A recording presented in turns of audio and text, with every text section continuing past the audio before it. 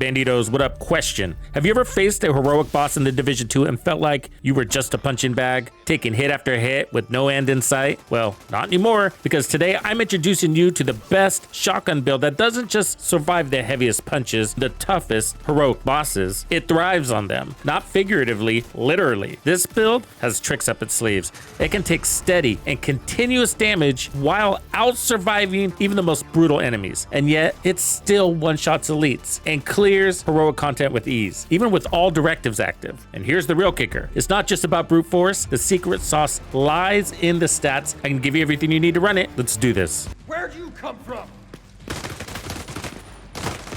How the fuck?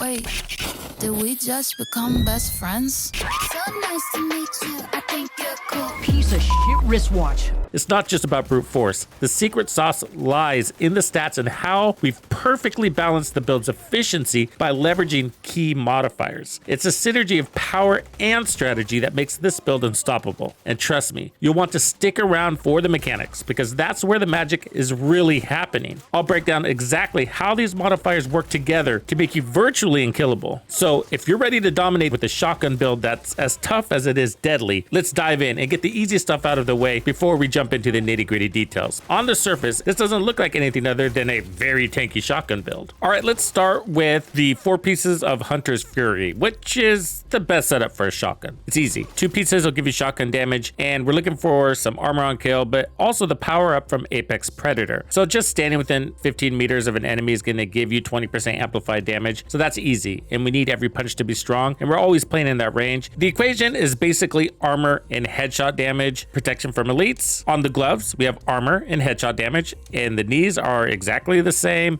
and so is the holster. Surprise, surprise. For the chest, I'm using Bellstone. I didn't really need anything else. I decided to just go for more armor regen. In a way, this acts as a form of resistance. So any damage our white armor takes, it's going to heal up quickly. Also, I'm running the Memento backpack. So combined, we'll have 4% armor regen. More protection from elites. The talent is Headhunters, and what's allowing us to one-shot even elite bosses. So after killing an enemy, the next headshot killing blow is going to be up to 1,250%. Here's the thing.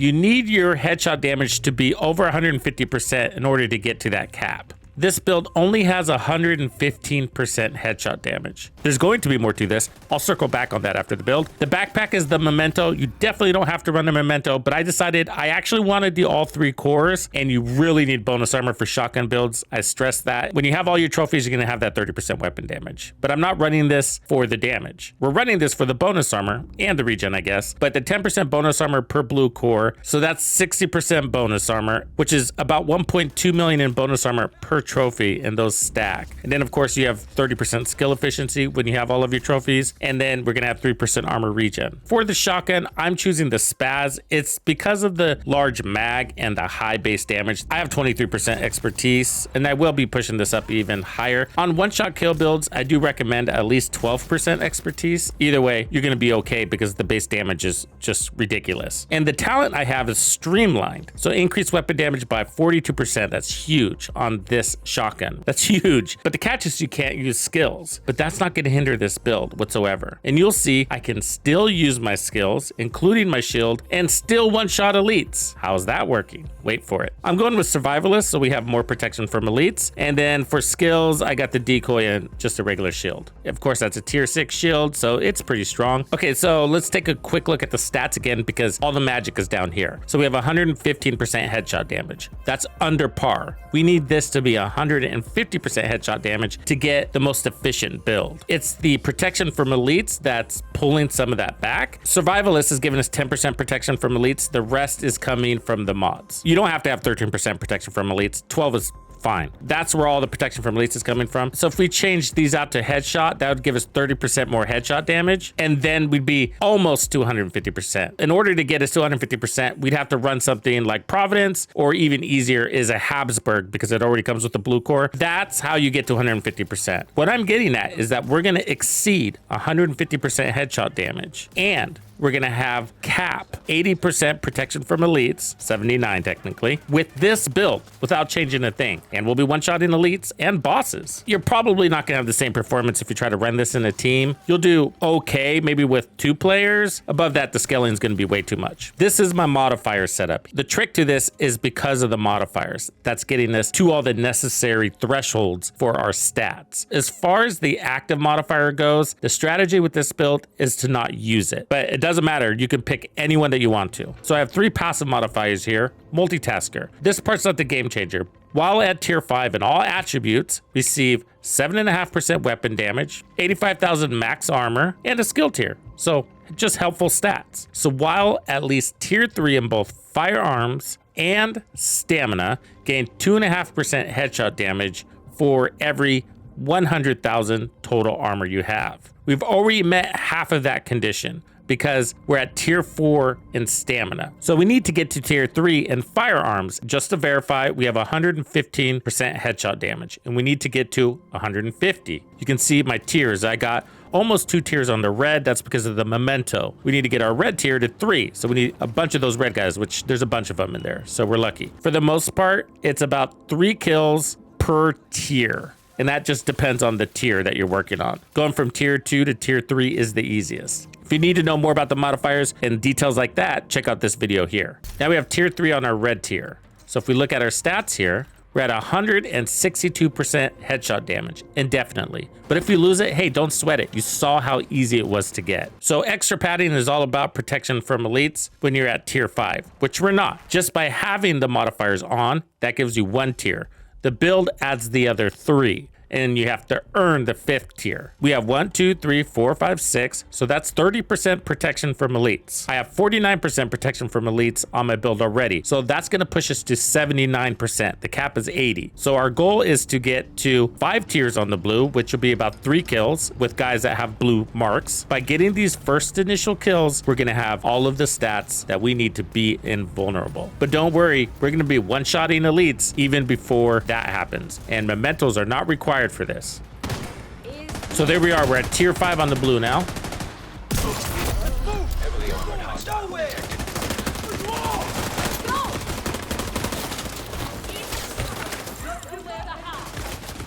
Let me go up here just so I can show you my stats real quick. We're at 79% protection from elites. We never have to worry about that again. This is only in the very beginning of your combat, and then you can fast travel anywhere in Washington, D.C. except for safe houses, and you're gonna have all of your buffs that you need. So what I want you to notice is that I'm gonna use my shield here. And that's because once you have headhunters, it takes over all the damage you need. So I don't care about streamlined anymore.